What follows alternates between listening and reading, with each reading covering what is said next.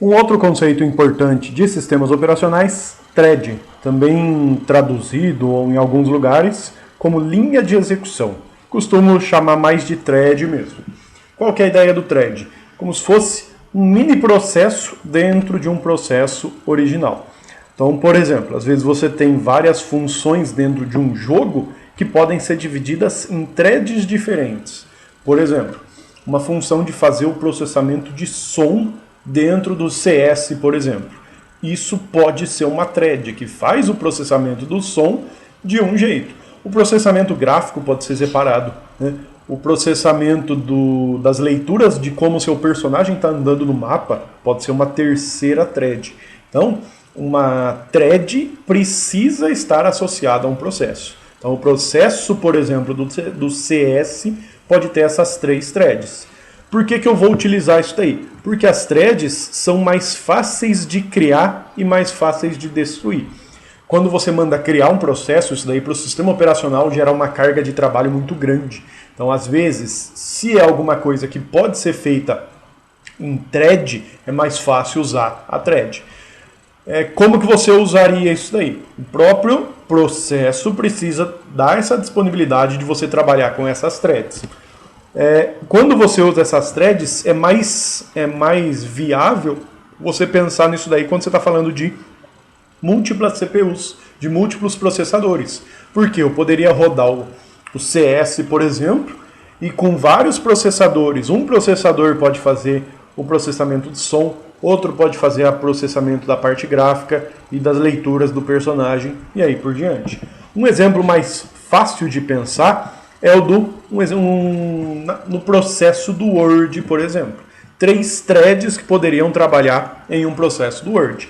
Eu poderia ter uma thread para interagir com o usuário, ou seja, à medida que eu estou digitando um texto, essa thread vai receber esse meu texto, vai mostrar ele na tela e aí por diante.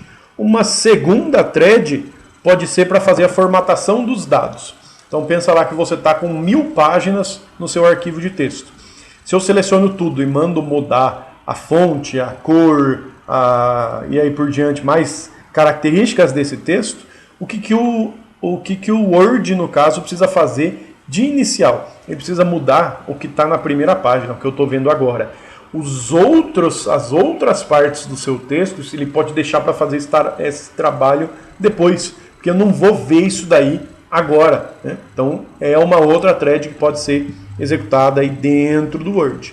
E uma terceira thread para cada 5 minutos salvar esse arquivo em disco. Passar essa tarefa para o módulo de entrada e saída para salvar esse arquivo em disco.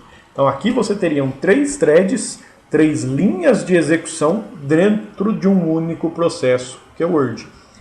Essas threads, elas são executadas aqui na representação. Um processo seria essa representação em círculo. As 3 threads precisam estar dentro desse processo. Uma thread não sobrevive sozinha, ela tem que estar associada a um processo. Cada thread é para fazer alguma tarefa. No caso, uma para fazer a formatação, uma para salvar o arquivo em disco, uma para fazer as leituras das informações do usuário via teclado. Mas será que essas 3 threads funcionariam se fossem implementadas como processo? Essas threads não funcionariam porque quando eu abro um processo, pensando nessa representação aqui, como se fosse a memória RAM, a hora que eu abri o processo do Word, eu reservei esse espaço aqui na memória do computador para o Word armazenar informações. E as 3 threads do Word vão estar internamente a isso daqui.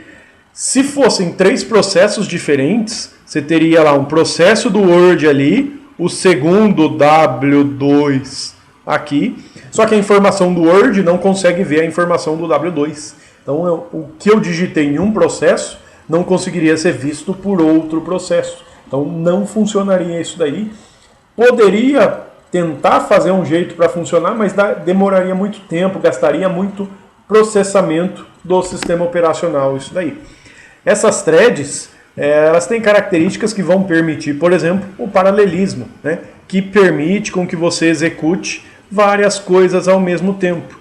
quando você está usando um processo que é com uma única thread, isso daí não permite o paralelismo, ou seja, eu não consigo fazer duas coisas ao mesmo tempo. Essas threads ainda podem ser implementadas em locais diferentes. Por exemplo, essa primeira representação aqui, eu tenho threads implementadas no espaço do usuário. Lembrando que no sistema operacional eu tenho espaço do usuário e espaço do núcleo.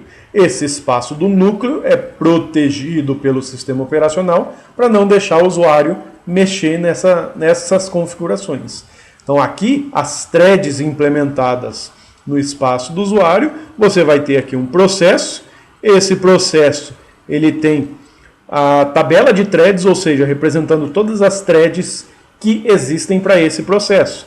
Nessa representação aqui, você tem essas três linhas aqui, que seriam as três threads para esse processo. Já nessa segunda representação, eu tenho threads administradas pelo núcleo.